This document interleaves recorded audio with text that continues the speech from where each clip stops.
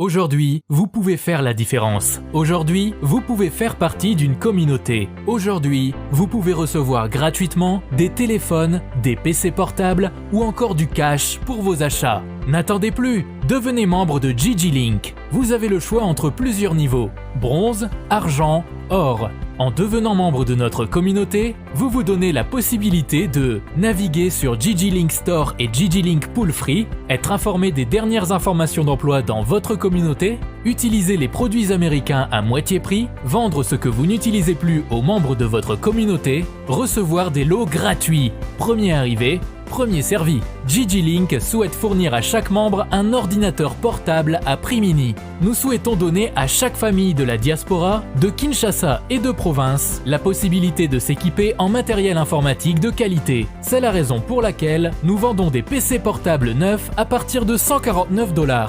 Ne tardez plus, visitez gglink.com. Ne tardez plus, visitez gglink.com. Voilà, chers internautes,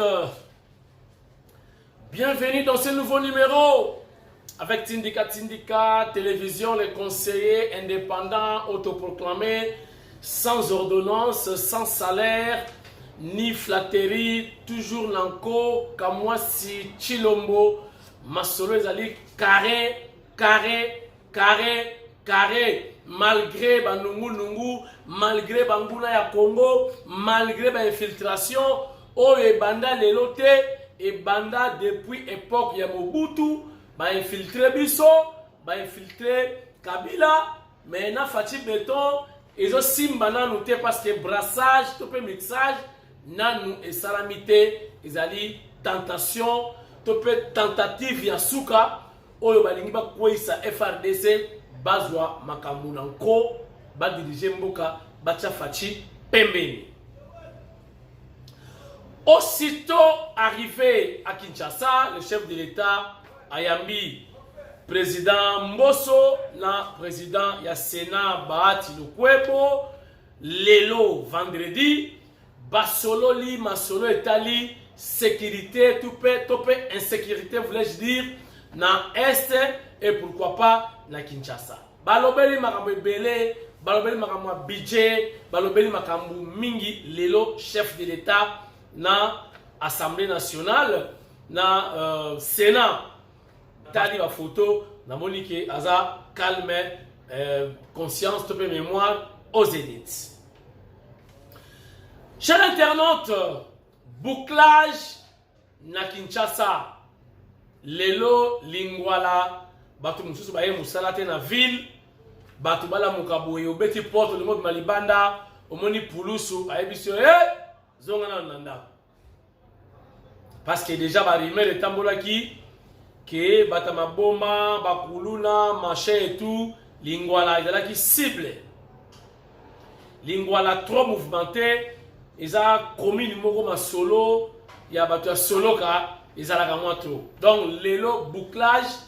Mais Tolobi Libela, bouclage d'accord, arrestation et Kozala.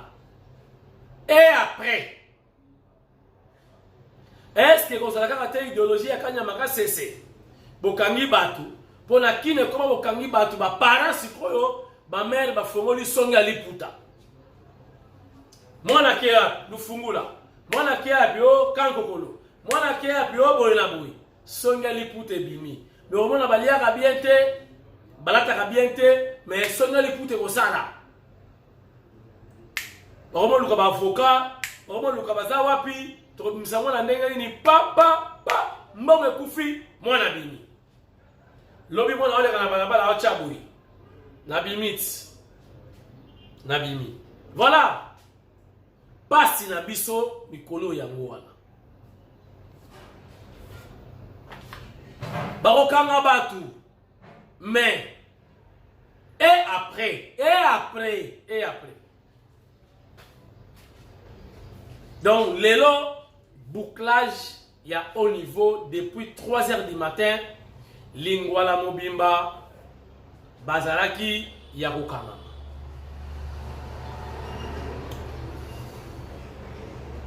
Chers internautes, les solos et là qu'on marqué actualité. Ezali pe lisolo ya Masuka. Fifi Masuka na Adel Kainda. La princesse comme la princesse Nana Manouanina Kiumba. Donc la princesse Mibale, dans le gouvernement ya Warrior, gouvernement Samba Lokonde, Bangowana. Chers internautes, vous savez, par rumeur, par bruit, par pépé, ils ont eu la loi là-bas, ils ont comme la mission à Kinshasa.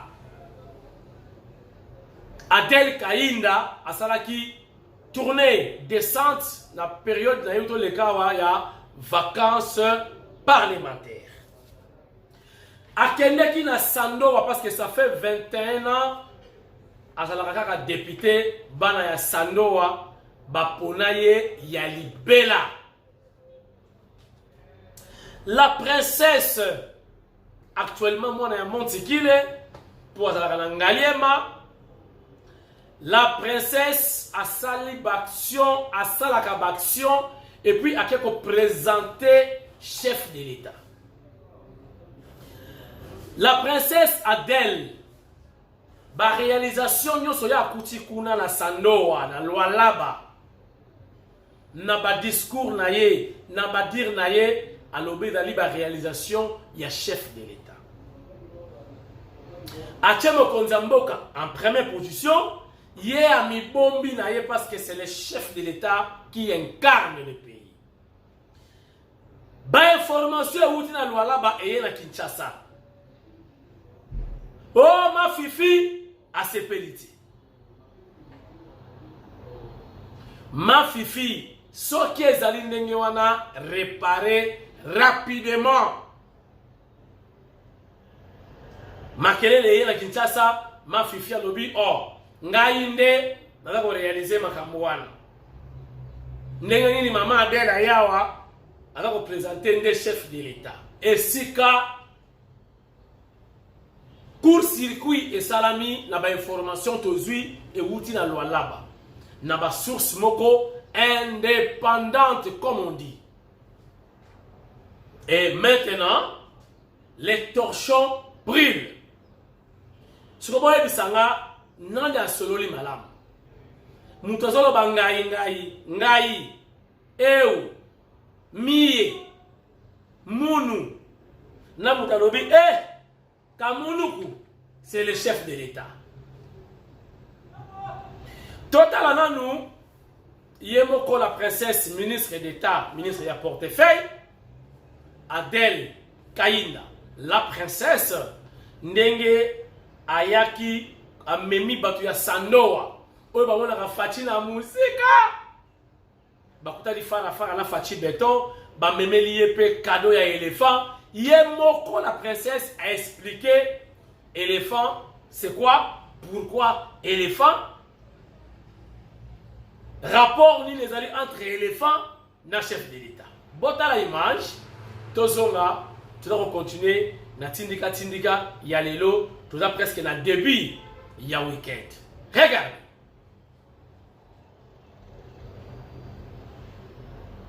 Des sincères et vifs remerciements ont été adressés au président de la République Félix-Antoine Tshisekedi Tshilombo par une forte délégation des notables de Sandowa venus de ces territoires du Lualaba profond suite à l'élévation de leur digne fille à la personne de l'honorable Adel Kainda au rang de ministre d'État en charge du portefeuille.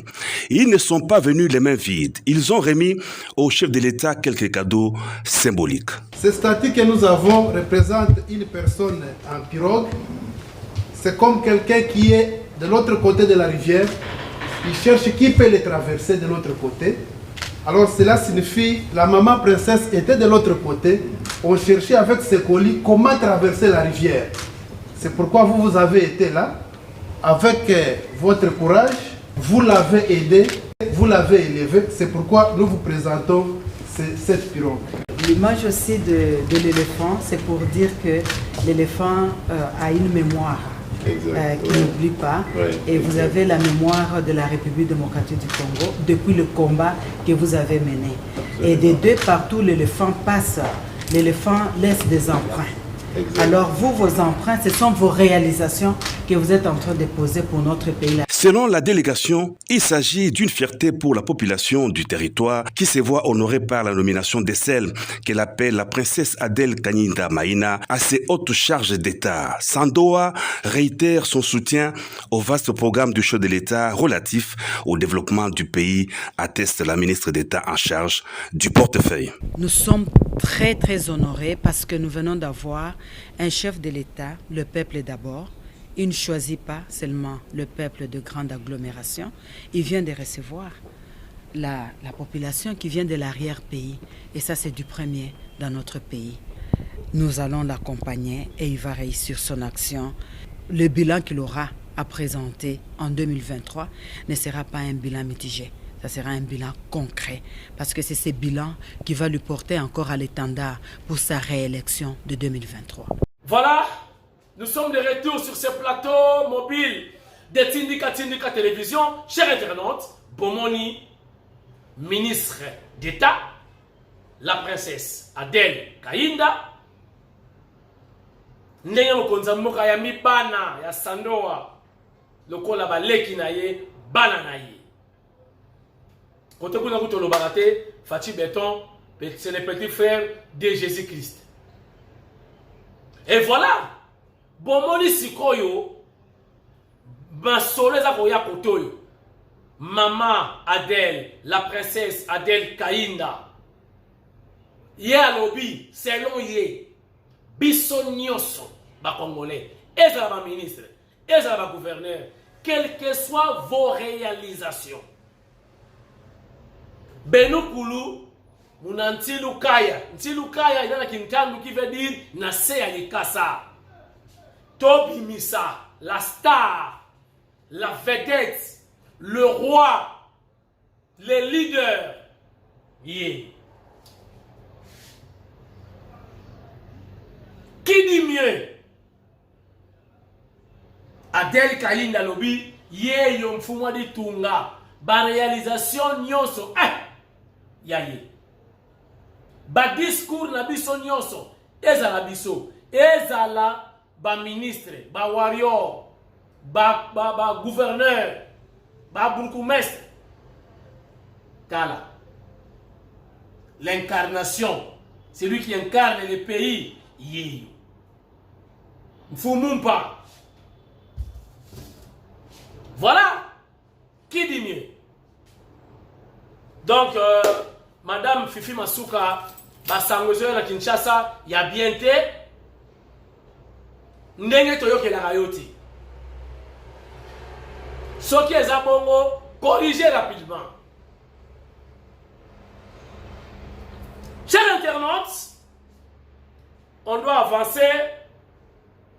Bas professeur Yainikin, vous savez, à l'université, nous sommes en état, bala na grève, bala ko réclamer, bokoyo kanini ba réclamer. Batali tokende wapi. Boyebi ke mokonza mboka alobaki bateka suba syllabiste. Malgré na ba université, mo faut monter on a kuzu. Maintenant ba professeur, bala ko se retrouver basengi moi augmentation à salaire, basengi mituka, basengi bakamebele bele, bokotala ngo awa David Lubo, ou ali bongo président de l'association des professeurs de l'UNIKI. Ayaki na une délégation et pas il y a ministre près le président de la République Nana Manouanina Kyuma Mfumubuku Moulonge Shiwakalasa, la princesse, le professeur des universités. Océan pour trouver solution na makamotali bas salaire, bas prime, il y a bas professeur, il y a bas université. Mais pour saisir les locaux, comme yoka makambu, président il y a bas professeur à lobby. À lobby toye et pas il y a Nana Manouane à son excellence parce qu'elle est l'œil et l'oreille du chef de l'État. C'est trop fort ça. Professeur à l'université. À l'hôpital, pas parce qu'il y a une solution. yende lisu yende litoi ya mokonzi ya mboka ngana benga ye faci au féminin. Chers internautes, bota la mona image ndenge lekaki et toza kozela à son tour à transmettre les messages ou n'est pas le chef de l'État, le chef de l'État ça y est. Tozela siko ba retomber ya audience na cabinet de travail ya ministre de près le président de la République. Tout à l'heure, on a réagir quand la milité ba image nekoloba. Botala ndenge audience et salamaki et l'équipe est partout. Bokobona na micro, ngamoko les conseillers indépendants. Yamfuma ditunga nde na chaki ba professeur wana micro. Botala ndenge lekaki et on se retrouve tout juste après pour la suite de cette émission de Tindika Tindika Télévision Plateau Mobile. Regardez. Chez la ministre près le président de la République ce jeudi 29 septembre 2022, les professeurs membres de l'APUKIN, Association des professeurs de l'Université de Kinshasa. Plusieurs mois déjà depuis qu'ils sont en grève sans solution. Les professeurs de l'Université de Kinshasa viennent présenter leur desiderata à la ministre près le président de la République, professeur Nana Manouanina, qui a parmi ses attributions la cohésion nationale. Nana Manouanina leur accorde une oreille attentive et fait part de sa détermination de voir le secteur de l'enseignement supérieur et universitaire se porter à merveille. Elle est là aussi pour les questions de cohésion nationale.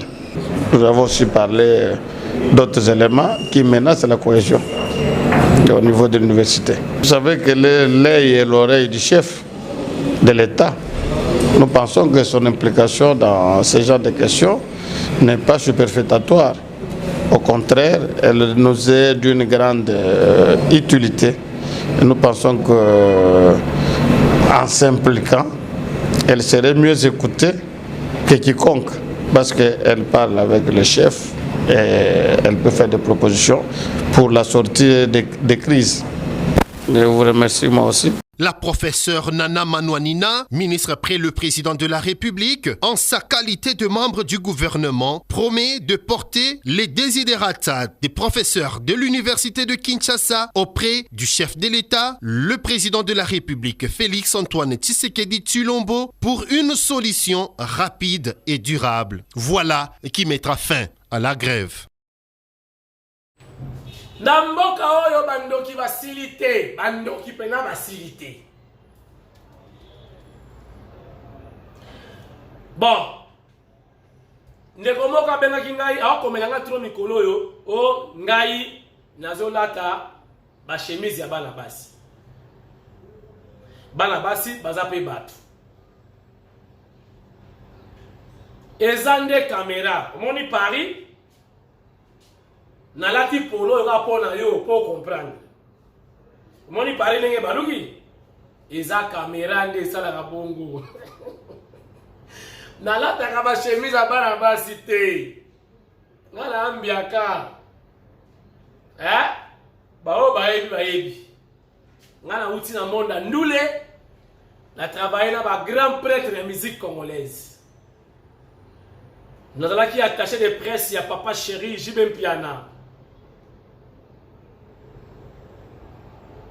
Boyoka générique, il y a quel est ton problème? Boyoka libanga na la kati. Nazalaki attaché de presse, il y a Kwangolo Zoso, Watari Wambi Mfumupa, Kinkesere Menea, grand prêtre, paix à son âme. J'ai collaboré également médiatiquement na Félix Wazekwa. Ce qui boki banze mwebele Wazekwa mabanga na pezali. Lokola mbuma na pesi no titre. Boyoka libanga. Na salle na Bambiliabel, j'ai collaboré un peu na Tchalamwana. Donc je suis connu dans le monde de la musique, mais na la saperté. Mais na yebi ke ba bouton ya chemise ya basi ezalaka wapi, ba chemise ya mibali ezalaka wapi. Donc na ataka ba chemise ya basi te. Hein mon cher, soko yebite tuna. toyebi mwa monde mwa demi nayaki mpe mwa tamuke na Panama, donc j'étais à Paris, j'étais à Lyon, nayataka bachemise ya basi te, nayaki mpe na Bruxelles, donc namona mpe mikili nyongwa poto esila na futa soki kala mingi mpe te soki nzambe asungi nazoya Norvège. Voilà.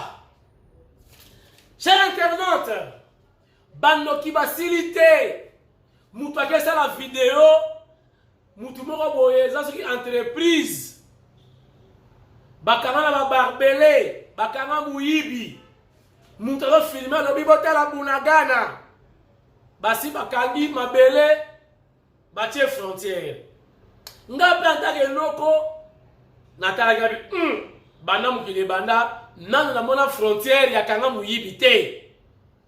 Et voilà, betu muki Kongo tatu tanga o teri luvudu luta o kulutiriku siba kutulumuna wala leki ntano boyoki o teri luvunu luta o kulutiriku siba kutulumuna. Ça veut dire ce que lobi lokuta leka soko lekite bakoya kotimbela bomon video bimi eza nango frontière ya Bunagana te barwande batie bakangi lupango eza entreprise soki mining soki nini rien à voir na Bunagana pe eza na Bunagana te tala bandoki baza na mboka oyo bato balingi mboka ebonga te. Lobi l'aéroport bakangi soki des Norvégiens tala mandoki o baye kozwa soki mutu na bango moko uti Norvège pour ko sécuriser ye 850 munitions nana ko bomai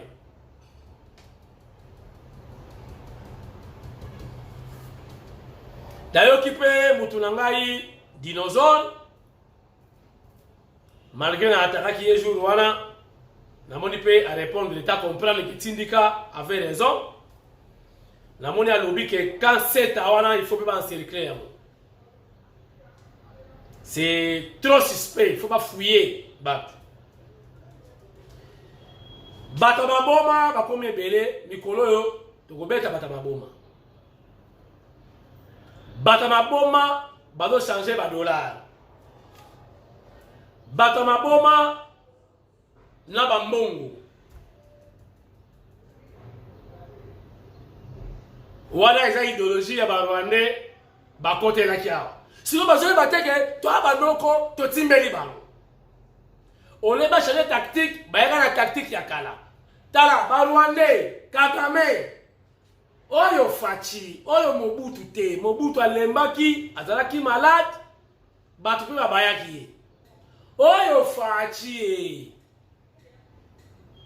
oyo faci boza komilukela ba problème ba Rwandais ba bizimakara toyebi ke bozala ka boyebisa bato na bino chaque jour n'est pas dimanche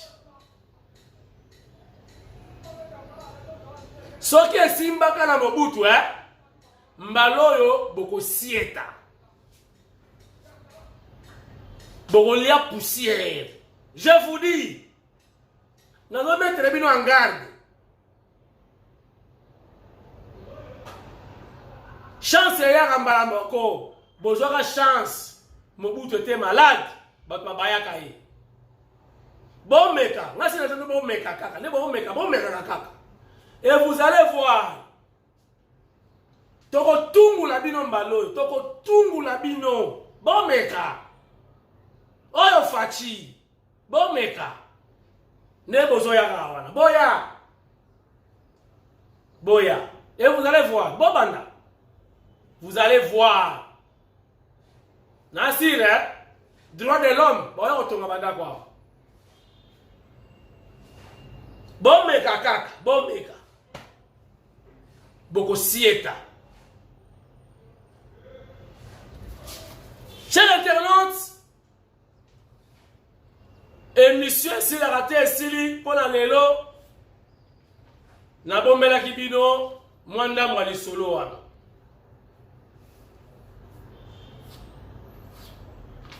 Lobby, et là samedi, tokosala émission mususu. Dimanche, et raté, tindika dominical. Beaucoup d'informations, Yassika.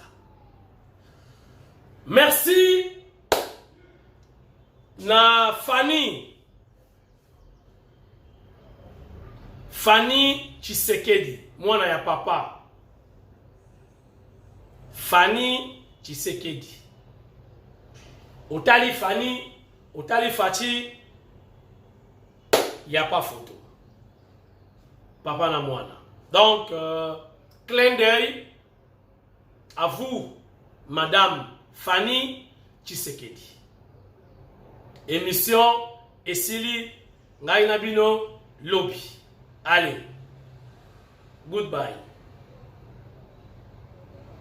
Aujourd'hui, vous pouvez faire la différence. Aujourd'hui, vous pouvez faire partie d'une communauté. Aujourd'hui, vous pouvez recevoir gratuitement des téléphones, des PC portables ou encore du cash pour vos achats. N'attendez plus, devenez membre de GG Link. Vous avez le choix entre plusieurs niveaux, bronze, argent, or. En devenant membre de notre communauté, vous vous donnez la possibilité de naviguer sur GG Link Store et GG Link Pool Free, être informé des dernières informations d'emploi dans votre communauté, utiliser les produits américains à moitié prix, vendre ce que vous n'utilisez plus aux membres de votre communauté, recevoir des lots gratuits. Premier arrivé, premier servi. GG Link souhaite fournir à chaque membre un ordinateur portable à prix mini. Nous souhaitons donner à chaque famille de la diaspora, de Kinshasa et de province, la possibilité de s'équiper en matériel informatique de qualité. C'est la raison pour laquelle nous vendons des PC portables neufs à partir de $149. Ne tardez plus, visitez gglink.com. Ne tardez plus, visitez gglink.com.